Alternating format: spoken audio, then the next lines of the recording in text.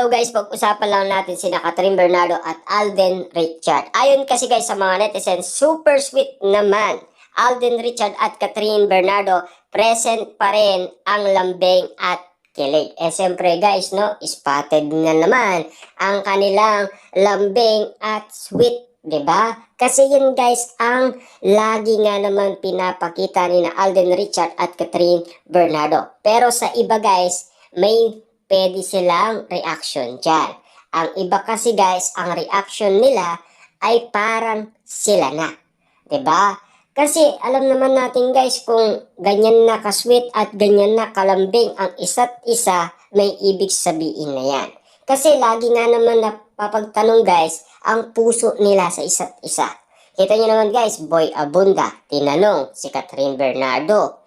MJ Felipe, tinanong naman si Alden Richard. 'Di ba? Magkaiba man guys ang katanungan at iba man guys ang nagtanong sa kanila, at least kinabahan si Alden Richard. 'Di ba? Hindi nyo ba nakita guys na si Alden Richard ay iba ang reaksyon niya? Kasi paano niya masasagot guys kung wala pa itong resultang sasabihin? Sinabi niya guys, coming soon or to be continue. Kasi dati guys, coming soon. Tapos to be continue.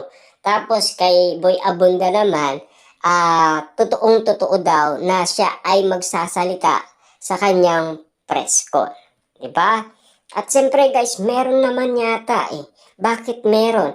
Kasi nililigawan niya si Catherine Bernardo. Wala naman ibang nililigawan si Alden Richard. Pero guys ang pinupunta lang natin dito, yung sweetness nila at yung lambing nila. 'Di ba? Bahala na kayo kung ano ang ibig sabihin ng kanilang sweetness at lambing. Para sa atin guys, pag nakita natin sila, siyempre, close na sila sa isa't isa.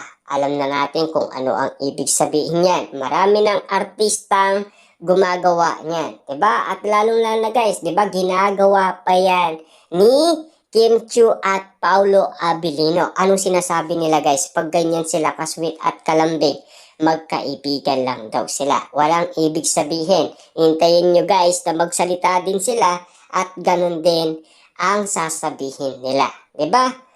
At alam ko guys, ang cut din, ganun din. Ang Katniel naman guys, ano ang sa palagay ninyo sa Katniel? Bakit hindi sila agad umamin? Dahil marami nga naman guys, media na nakaabang umano dahil sa kanilang sasabihin. Depende guys sa sasabihin ng media sa dalawa. 'Di ba? Sasabihin nila, totoo ba ang inyong nilinaw sa press con? Yan ba ay totoo or hindi? Ganun lang guys, dalawang option lang naman, 'di ba? Siyempre guys, kung ano ang narinig nila, yun din naman guys ang sasabihin nila. 'Di ba? Kaya nga press con yun guys umamin na sila. Paano naman guys ang press con ni Alden Richard? Isasama niya ba si Catherine Bernardo or iba ang makikita natin doon? Siyempre guys, press con yun, 'di ba? Ipapakilala niya at i-reveal niya ang kanyang love life. Pag ba pinakita niya si Catherine Bernardo, siyempre guys, maraming magugulat, maraming mabibigla, at maraming magtataka. Pero ang iba, hindi na kataka-taka yun para sa atin. Yun lang guys, nagda-doubt sa dalawa. Halimbawa, yung nagsasabi ng promotion lang yan, hanggang pakilig lang yan, mag-iiwalay din yan, hanggang tambalan lang yan, ganun lang sila, 'di ba? Kasi magka-love team, kasi nakikita natin ang kanilang chemistry. Yun kasi ang sinasabi ng iba. Yun kasi guys ang magdududa at magtataka dahil kitang-kita guys na merong proof na nagsalita na ang dalawa. Pero ang iba, kahit na hindi pa yan nagsasalita, hindi na kagulat-gulat yan. Bakit? Nakikita nga nila guys sweet sila. Nakikita naman nilang malambing sila. At nakikita nila guys na romantic sila. At bawat tinginan nila guys, nagniningning daw ang kanilang mga mata. Yan ang ibig sabihin guys ng mga netizens at mga fans.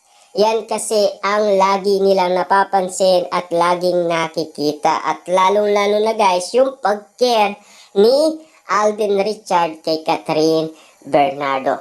Para sa kanila guys, kikiligin sila pag ganun nga naman ang nakita nila sa kanilang idolong sina Alden Richard at Catherine Bernardo. At lalong-lalo na guys, syempre, dati pa request na nila yan kay Alden, kay Catherine. Kaya nga naman guys, lagi silang nai-interview umano guys ng media. Siyempre guys, hindi nga naman sila tatantanan ng media dahil sa mga kumakalat na issue sa social media na lagi na lang silang napapag-usapan patungkol sa kanilang dalawa. At kasi ang gusto ng mga Katden fans, sila lang daw dalawa para daw hindi na masaktan si Catherine Bernardo at nasa tamang tao na daw siya. Kasi ang gusto ng mga netizens at fans, si Alden Richard ang binoboto nila noon.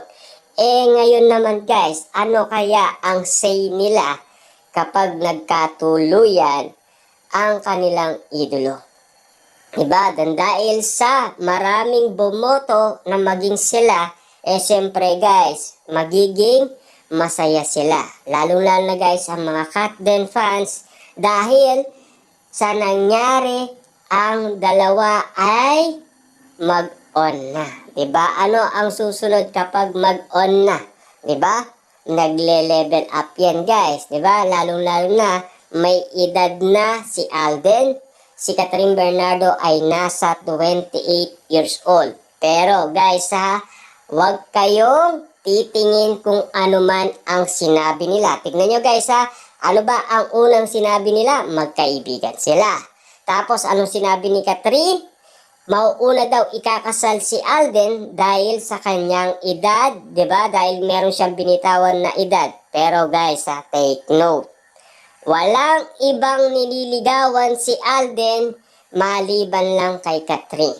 Kahit na guys, iba man ang edad nila, nababago ng kapalaran niyan. 'Di ba? Kasi hindi naman natin yan guys akalain na ganyan ang mangyayari. 'Di ba?